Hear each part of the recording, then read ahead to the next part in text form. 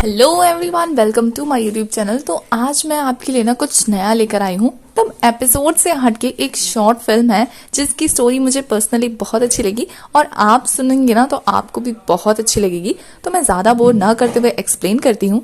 अच्छा, आप लोगों से एक सवाल है, स्कूल लाइफ में या फिर जब आप अभी स्कूलिंग कर रहे हैं तो किसी टीचर पर आपका क्रश हुआ है? अच्छा, क्या हो अगर आप 10 या 5 साल बाद उसी टीचर से मिले और वो आपका बॉयफ्रेंड बन जाए? अच्छा लग रहा है ना सुनने में, मतलब बहुत ज्यादा रोमांटिक लग रहा है। तो इसी टॉपिक पर बेस्ड जो है वो हमारा ये ड्रामा है, जिसमें एक लड़की है जो कि स्कूल टाइम पे अपने एक टीचर पर क्रश रखती थी और 5-6 साल बाद वही टीचर उसके सामने आता है और उसका बॉयफ्रेंड बन जाता है। तो कहानी जितनी दिलचस्प है ना, आपको सुनने में भी उतना ही मजा आएगा। तो कहानी स्टार्ट होती है और सबसे पहले हमें दिखाए जाते हैं हमारे कहानी के मेल लीड डोंग ह्यूंग को और फिर हमारी फीमेल लीड शिन यूंग को। और इस ड्रामा का नाम है good morning double decker bus. इस ड्रामा का नाम डबल डेकर बस इसीलिए है क्योंकि इसके ज्यादातर सीन ना बस में ही है। दिखाया जाता है कि हमारे फीमेल लीड और हमारे मेल लीड दोनों एक ही बस में ट्रेवल कर रहे होते हैं, पर वो दोनों जो है वो अलग अलग फ्लोर पे होते हैं बस के, इसलिए दोनों में से किसी को पता नहीं होता है एक दूसरे के साथ वो ट्रेवल कर रहे हैं। तो हर रोज की तरह सुबह भी बस जो है वो आती है स्टॉप पर और वहां से हमारे मेल लीड चढ़ते हैं और उनके साथ कुछ एक्साइटेड बच्चे चढ़ते हैं स्कूल के, जो कि first time double decker bus की ट्रेवल कर रहे होते हैं और इतने ज्यादा एक्साइटेड होते हैं ना कि वो एक्साइटमेंट के मारे भगदड़ मचा देते हैं, जिससे टकरा कर हमारे मेल लीड पहुंच जाते हैं शिन की गोद में। और इसके बाद वो इतना ज्यादा शॉक हो जाते हैं एक दूसरे को देखकर, दोनों ही शौक होकर एक दूसरे को देखने लगते हैं। उसके बाद वो दोनों साथ में बैठते हैं, नॉर्मल होते हैं और इतना ज्यादा एम्बेरस फील कर रहे होते हैं एक दूसरे को देखकर। पर इसी चीज के कुछ देर बाद हमें दिखाया जाता है कि हमारे फीमेल लीड मस्त घोड़े बेच के सोने लगते हैं और हमारी फीमेल लीड जो है वो विंडो साइड पर बैठकर बाहर का नजारा ले रही होती है। पर उनके लंबे लंबे बाल हमारे हीरो को सोने नहीं दे रहे होते हैं, उसको बार बार परेशान कर रहे होते हैं, जिससे वो इरिटेट हो जाता है। और फिर वो गौर से हमारी फीमेल लीड को देखता है और अपने मन में सोचता है कि उसने कहीं तो देखा है या फिर वो इसे जानता है। कि तभी उसे उसके बॉस का फोन आता है। बेचारा बात कर ही रहा होता है कि उसके फोन की बैटरी डेड हो जाती है। तो अब वो कैसे बात करे, क्योंकि उसको कहीं किसी जगह इंटरव्यू देने जाना है और लोकेशन उसके बॉस बताएंगे। तो हमारी फीमेल लीड जो है उसकी हेल्प करते हुए उसे अपना चार्जर देती है और बेचारा जैसे तैसे उसको लोकेशन मिलता है ना, तो वो फटाफट वहां से उसका चार्जर बिना लौटाए वहां से चला जाता है। और जब बस से वो उतर जाता है तब उसे याद आता है कि वो तो फीमेल लीड का चार्जर देना ही भूल गया। और फिर जब वो इस चीज का होश करता है उतनी देर में बस निकल जाती है और वो दोनों बस एक दूसरे को देखते ही रह जाते हैं। उसके बाद नाइट का सीन दिखाया जाता है जब जनाब थके हारे अपने घर वापस जाने के लिए बस पकड़ते हैं और वो बस में चार्जर का केबल लौटाने के लिए इधर उधर फीमेल लीड को ढूंढते हैं। लेकिन जब उसे नहीं मिलती तो बैठकर सोचने लगते हैं कि इतने सारे बसों के होते हुए फीमेल लीड उसकी बस में कैसे चढ़ सकती है, और फिर मुस्कुराने लगते हैं उसके बारे में सोचकर। और वहीं दूसरी तरफ हमारी शिन का भी यही हाल होता है। वो कोई दूसरी बस पकड़ती है और फिर उसके फ्लोर पर जाकर वो हमारे मेल लीड को ढूंढने लगती है और जब उसे नहीं मिलता है तो वो फिर उसके बारे में ही सोच सोच के मुस्कुराने लगती है। पर हमारी फीमेल लीड की हरकतों से ऐसा लग रहा होता है जैसे वो पहले से उसे जानती है। उसके बाद नेक्स्ट डे का सीन दिखाया जाता है जहां हमारे डोंग जो है वो ऑफिस में बैठकर अपना काम कर रहे होते हैं, पर बेचारा कॉफी पी रहे होते हैं कि उनका बैड लक इतना खराब होता है कि उनका दोस्त आकर उनके ड्रेस पे कॉफी गिरा देता है, जिसके बाद बड़ी मशक्कत के साथ वो अपने ड्रेस में से वो कॉफी का स्टेन मिटाने की कोशिश कर रहे होते हैं, पर स्टेन है कि छूट ही नहीं रहा होता है और ये मोमेंट थोड़ा सा फनी हो जाता है। दूसरी तरफ हमारी फीमेल लीड भी काम कर ही रही होती है और उसके फोन का जब चार्ज खत्म हो जाता है ना, तब उसे डोंग की याद आती है क्योंकि उसका केबल तो उसके पास ही रह गया ना, और उसके बारे में सोचकर बेचारी मुस्कुराने लगती है। और जब शाम को वो बस पकड़ती है अपना काम खत्म करके घर जाने के लिए, तो उसको बस में चढ़ता हुआ हमारा डोंग देख लेता है क्योंकि वो भी उसी बस में जा रहा होता है और उसको सडनली याद आता है कि उसे वो केबल लौटाना है और वो केबल ढूंढने लगता है। लेकिन केबल ढूंढते ढूंढते उसकी नजर अपने शर्ट पर लगे उस कॉफी स्टेन पर जाती है और वो अपने दिमाग से ये ख्याल निकाल लेता है कि इस सिचुएशन में, इस हालत में किसी भी लड़की के सामने जाकर बातचीत करना तो ठीक नहीं है उसके लिए। तो वो वहीं एक सेठ के पीछे छुपने की कोशिश करता है और उसे ऐसा करता हुआ एक छोटा सा बच्चा देख लेता है। और वहीं दूसरी तरफ हमारी शिन जो है वो बस में उठते ही सबसे पहले हमारे डोंग को ढूंढती है। जब उसे नहीं मिलता है तो फिर वो मुंह बनाकर बैठ जाती है। ये तो वही हाल हो गया शिन का कि हम अपने क्रश को एक नजर देखने के लिए कॉलेज कैंटीन या स्कूल कैंटीन में जाते हैं और जब नहीं दिखता है तो ऐसे ही मुंह सड़ाकर अपना काम करके वहां से चले जाते हैं। दूसरी तरफ डोंग को इस तरह से छुपा हुआ देखकर वो छोटा बच्चा हमारे डोंग से पूछता है कि क्या चल रहा है। तो डोंग उसे अपना काम करने के लिए कहता है, क्योंकि इस मैटर में उसका कोई लेना देना नहीं है।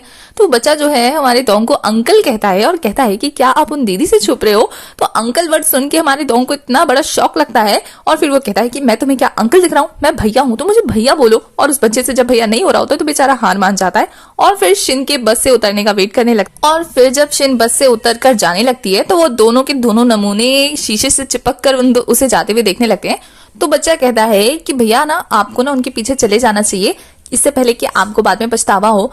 तो उसकी बात डोंग को इतनी ज्यादा अच्छी लगती है कि वो फटाफट बस से उतर जाता है और फिर वहां खड़े होकर प्रैक्टिस करने लगता है कि वो शिन से कैसे बात स्टार्ट करेगा या उसको थैंक यू कैसे बोलेगा।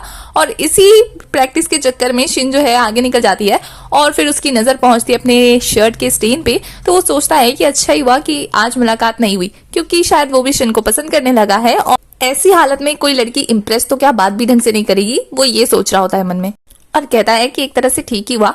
और फिर दिखाया जाता है कि बस से उतरने की वजह से बेचारे को घर जाने में इतनी ज्यादा दिक्कत हो रही होती है क्योंकि उसको कहीं भी कोई भी टैक्सी नहीं मिल रही होती है।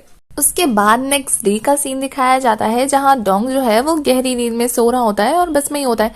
अब आप लोग ये मत सोचना कि ये बहुत ज्यादा आलसी है इसलिए सोता रहता है। एक्चुअली आपको कोरिया का कल्चर तो पता ही होगा और अगर नहीं पता है तो मैं बता देती हूँ। वहां के लोग बहुत ज्यादा हार्ड वर्क करते हैं।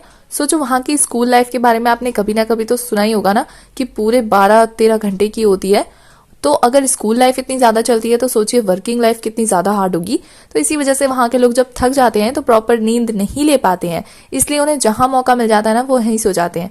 तो वही हालत शायद हमारी डोंग की होगी, बेचारे को नींद नहीं मिल पा रही होगी प्रॉपर, इसलिए वो बस में ही सो जाता है। और जनाब सोने में बिजी होते हैं और हमारी शिन जब बस में चढ़ती है तो वो अपने सामने डोंग को देखकर खुश हो जाती है और उसी के पास बैठ जाती है और उसको सोता हुआ देखकर मुस्कुराने लगती है। और वहीं पास में से स्कूल बच्चों को जाते हुए देखकर शर्माने लगती है, शायद उसे कुछ याद आ गया। तभी वो सडनली नोटिस करती है कि डोंग जिस बस स्टॉप पे उतरता है वो बस स्टॉप गुजरने वाला है। तो वो उसे फटाफट जगाती है और उतरने के लिए कहती है और वो भी हड़बड़ी में अपना फोन वहीं छोड़कर बस से उतर जाता है। और जब शिन उसका फोन देखती है तो वो उसे लौटाने जाती है और उसे टीचर कह के बुलाती है, जिसकी वजह से हमारे डोंग जो है उसे पहचान जाता है और वो दोनों फिर से शौक होकर एक दूसरे को देखने लगते हैं। और यहाँ से सीन शिफ्ट हो जाता है पास्ट में, जब हमें एक स्कूल स्टूडेंट शिन दिखाई जाती है जो कि क्लास में बैठी होती है और क्लास में बहुत सारे बच्चे ना एक्साइटेड होते हैं क्योंकि उनकी क्लास में एक न्यू टीचर आने वाला है और ये टीचर और कोई नहीं हमारा डोंग होता है, जिसकी हैंडसमनेस को देखकर क्लास के बच्चे पगला जाते हैं। मतलब इतना ज्यादा हैंडसम तुम्हारा इंग्लिश का टीचर होगा तो ऑब्वियस ही बात है कि सारी लड़कियां क्रेजी हो जाएंगी। और इसी क्रेजीनेस के चक्कर में हमारी जो शिन है वो डोंग की फोटोज क्लिक करने लगती है अपने फोन में और फिर क्लास ओवर होने के बाद वो उसी फोटो को देखकर शर्मा रही होती है और ख्याली पुलाव पका रही होती है।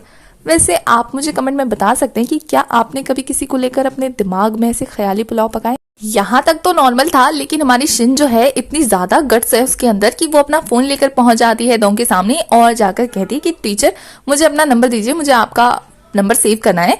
जिस पर टीचर जो है वो उसको चेक करके कहते हैं कि तुम वही हो ना जिसने क्लास में मेरी फोटो खींची थी और तुम स्कूल में फोन लेकर आई हो, चलो फोन दो, जब क्लास खत्म हो जाएगी तो तुम मुझसे ले लेना। तो शिन तो भैया बहुत ज्यादा अपसेट हो जाती है क्योंकि एक तो उसे अपने टीचर पर क्रश आ गया होता है, ऊपर से वो फोन लेकर उनका नंबर लेने गई थी, नंबर तो मिला नहीं, ऊपर से टीचर ने उसे डांट दिया, मूड तो खराब होना बनता है। दूसरी तरफ स्टाफ रूम में डोंग को दिखाया जाता है जो कि बैठे बैठे कुछ कागजात चेक करे होते हैं कि सडनली उनका जो नजर है वो शिन के फोन पे जाता है और वो उस फोन को खोलकर चेक करने की कोशिश करते हैं, लेकिन उस पे पासवर्ड लगा था तो बेचारे कुछ ऐसी हरकत दिखाते हैं।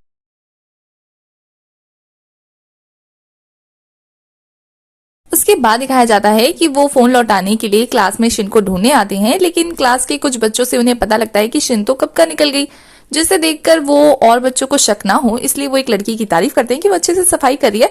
पर उनके जाते ही वो बच्चे इतने ज्यादा एक्साइटेड हो जाते हैं जैसे किसी सेलिब्रिटी ने उनकी तारीफ कर दी हो। उसके बाद सीन शिफ्ट होता है और हमें दिखाया जाता है कि डोंग जो है जब अपने घर जा रहा होता है तो बस में उसकी बगल वाली सीट पर आकर शिन बैठ जाती है और उससे अपना फोन मांगती है, जिसे लौटाते हुए डोंग कहता है कि वो उसे क्लास में ढूंढने गया था पर वो निकल गई थी।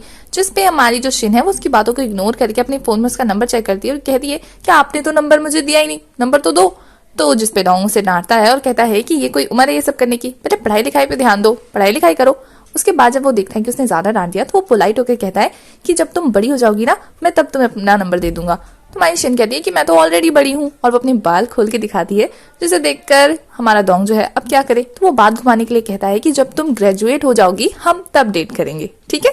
जिस बात को हमारी शिन ने बहुत ज्यादा सीरियसली लिया होता है और कहानी प्रेजेंट में आती है। अब डोंग जो है शिन को अपने सामने ऐसे देखकर इतना ज्यादा शॉक होता है, क्योंकि एक तो वो उसे पसंद करने लगा था, दूसरा अब वो सडनली उसके स्टूडेंट में कन्वर्ट हो गई है, जिस बात को वो हजम नहीं कर पा रहा होता है और बेचारा बहुत ज्यादा कंफ्यूज हो गया होता है। उसके बाद नेक्स्ट सीन में दिखाया जाता है कि जब वो इस बार बस में चढ़ता है ना, तो वो यहाँ शिन को ढूंढने लगता है, और जब शिन नहीं मिलती है तो वो खुद को इमेजिन करने लगता है कि वो पुराना डोंग टीचर बन गया है, और उसके आसपास स्कूल के बहुत सारे बच्चे हैं जो ये कह रहे हैं कि अब वो बड़े हो गए हैं तो क्या टीचर उनसे भी डेट कर सकते हैं, और वो इतना ज्यादा उसे डरा देते हैं कि बेचारा चिल्ला के उठता है, और हमें पता लगता है कि ये तो बस उसका सपना था, और अपने इस अजीब सपने के बारे में सोच के वो खुद भी मुस्कुराने लगता है। दूसरी तरफ शिन को दिखाया जाता है जो कि अपने फोन में वही पुराने वाले डोंग की फोटो देख रही होती है। मतलब उसने इस बात को इतना ज्यादा सीरियसली लिया होता है कि वो इतने सालों से डोंग की फोटो को सेव करके उसे देख रही होती है, निहार रही होती है। सच में बहुत तगड़ा वाला क्रश था लगता है इसका। और फिर दिखाया जाता है कि डोंग जो है वो शिन का वेट कर रहा होता है बस स्टॉप पे। तभी शिन आती है और वो शिन को देखकर कहता है कि मुझे याद आया, तुम शिन हो ना, स्कूल वाली। जिसे देखकर हमारी शिन बहुत ज्यादा खुश हो जाती है। एक तो डोंग उसके लिए वेट कर रहा था और दूसरा वो उसे याद है। उसके बाद दिखाया जाता है कि दोनों साइलेंटली वॉक कर रहे होते हैं। मतलब इतने दिनों बाद एक दूसरे को देखना और इस कंडीशन में देखना तो दोनों के लिए थोड़ा ऑकवर्ड हो रहा था। तो उनके बीच की चुप्पी को तोड़ते हुए डोंग उसे उसका चार्जर लौटाता है और कहता है कि थोड़ा डिफिकल्ट था तुम्हें इसे लौटाना, मुझे यहाँ वेट करना पड़ा। जिसपे हमारी शिन जो है वो कहती है कि क्या आप ये चार्जर लौटाने के लिए मेरा वेट कर रहे थे? तो वो हिचकिचाते हुए हाँ कहता है। तो हमारी शिन कहती है कि मैं आपको हमेशा बस में देखती थी आते जाते हुए, मैंने तो आपको पहली नजर में ही पहचान लिया था, पर आप ही अपने स्टूडेंट को नहीं पहचान पाए। जिस पे डोंग कहता है नहीं, उसने उसे पहचान लिया। तो हमारी शिन उसके आगे आती है और उसी तरीके से अपना फोन उसे देते हुए कहती है कि क्या अब मुझे आपका नंबर मिल सकता है, क्योंकि अब मैं बड़ी हो गई हूँ। तो उसकी इस बात पे डोंग कंफ्यूजन के साथ मुस्कुरा देता है और उसकी मुस्कुराहट को देख के शिन शर्मा जाती है और फिर दोनों एक साथ शर्माने लगते हैं। लेकिन डोंग उसका फोन एक्सेप्ट कर लेता है। मतलब अब वो दोनों ऑफिशियली कपल्स बन जाते हैं और उनकी डेट स्टार्ट हो जाती है, वो भी डबल डेकअप, और दोनों हैप्पी हो जाते हैं। तो आपको इनकी ये शॉर्ट सी क्यूट सी लव स्टोरी कैसी लगी आप कमेंट में मुझे बता सकते हैं। वैसे ऐसे एक और 2-3 ड्रामे हैं, अगर आपको ऐसी स्टोरीज अच्छी लगी तो आप मुझे कमेंट में कर सकते हैं कि मैं उन्हें एक्सप्लेन करूं या नहीं।